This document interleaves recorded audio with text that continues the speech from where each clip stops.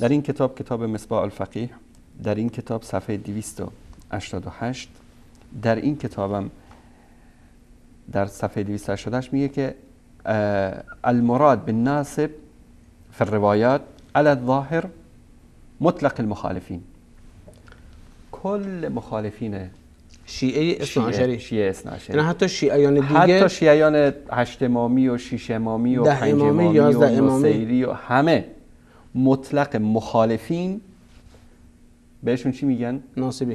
در همین کتاب مصباح الفقیه در اینجا روایت دیگری هم هست، در صفحه 289 که میگه که اخبار دلالت بر این میکنه روایات ما که ناصبی نجس هست، کافر هست و این اخباری که از اهل بیت رسید دلالت بر کفر همه مخالفین میکند علی الاطلاق.